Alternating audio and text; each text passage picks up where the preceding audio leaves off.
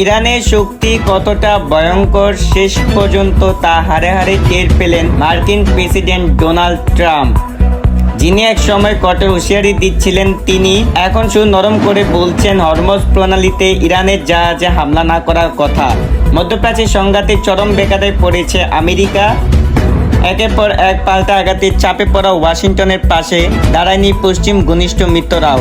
NATO জোট থেকে মেলেনি প্রত্যাশিত সাড়া, ফলে যুদ্ধের ময়দানে কার্যত একা হয়ে পড়েছেন ডোনাল্ড ট্রাম্প। তাই তো শক্তির খেলায় পরাজিত হয়ে কৌশল পাল্টে নরম সুরে এগোতে হচ্ছে তাকে। তেহরানকে চাপে ফেলতে গিয়ে উল্টো নিজেই চাপে পড়েছে ওয়াশিংটন। আনুষ্ঠানিকভাবে কিছু না বললেও পরিস্থিতি বলছে এক প্রকার পরাজয় মেনেই সুর নরম করেছেন মার্কিন প্রেসিডেন্ট। হরমুজ প্রণালীতে ইরানের জাহাজে আর আক্রমণ না করার অঙ্গীকার করছেন তিনি। বিশেষজ্ঞদের মতে এটি কৌশলগত পিছু হটারই ইঙ্গিত, কারণ পাল্টা আঘাতে শুধু প্রতিরোধ নয়, পুরো অঞ্চলে শক্তির নতুন সমীকরণ তৈরি করেছে ইরান। গত 28 ফেব্রুয়ারি ইরানে আমেরিকা ও ইসরায়েলের হামলার পর থেকে উত্তপ্ত হয়ে ওঠে পরিস্থিতি। কয়েক ঘন্টার মধ্যে জবাব দেয় তেহরান। মধ্যপ্রাচ্যে জুড়ে মার্কিন ঘাঁটি ও ইসরায়েলকে লক্ষ্য করে হামলা শুরু করে তারা। সংঘাতের মোড় ঘুরে যায় যখন হরমুজ প্রণালীতে অবরোধ আরোপ করে খামেনি প্রশাসন। যুক্তরাষ্ট্র তার মিত্রদের জাহাজ চলাচলে নিষেধাজ্ঞা দেয় দেশটি। এরই মধ্যে প্রায় 20টি জাহাজে হামলার ঘটনা ঘটেছে, ফলে তেল পরিবহনে তৈরি হয়েছে বড় ধরনের সংকট। এর সরাসরি প্রভাব পড়েছে বিশ্ববাজারে। অপরিশোধিত জ্বালানি তেলের দাম বেড়ে দাঁড়িয়েছে $105।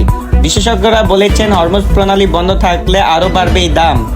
সংকট মোকাবিলায় প্রথমে নিজস্ব নৌবাহিনী মোতায়েনের ঘোষণা দিয়েছিলেন মার্কিন প্রেসিডেন্ট, তবে সেখান থেকে সরে আসে মার্কিন নৌবাহিনী। এরপর একে একে যুক্তরাজ্য, ফ্রান্স, জাপান, দক্ষিণ কোরিয়া এমনকি চীনের কাছেও সাহায্য চান তিনি, কিন্তু সাড়া মেলেনি কোথাও থেকে। শেষ পর্যন্ত নেটো জোটের কাছেও সহায়তা চান মার্কিন প্রেসিডেন্ট, কিন্তু সেখান থেকেও আসেনি প্রত্যাশিত সমর্থন। উত্তর রাজ্য জার্মানি, ফ্রান্স ও গ্রিস স্পষ্ট জানিয়ে দিয়েছে সংঘাতে জড়াতে চায় না তারা। একই অবস্থা নিয়ে অস্ট্রেলিয়া ও জাপানও। মৃতদের এমন অবস্থানে এক প্রকার একগড়ে হয়ে পড়েছে আমেরিকা। হোয়াইট হাউসের সংবাদ সম্মেলনে ট্রাম্প নিজেও স্বীকার করেছেন মৃতরা এই ইস্যুতে উৎসাহ দেখাচ্ছে না। সব মিলিয়ে ইরানকে চাপে ফেলতে গিয়ে এখন উল্টো চাপে পড়েছেন ডোনাল্ড ট্রাম্প। কৌশল বদলে পরাজয় মেনে নেওয়া ছাড়া আপাতত আর কোনো পথ খোলা নেই তার সামনে। এতক্ষণ ধরে খবর পড়ছিলাম আমি Zahidul, entertainment with Zahidul channel থেকে।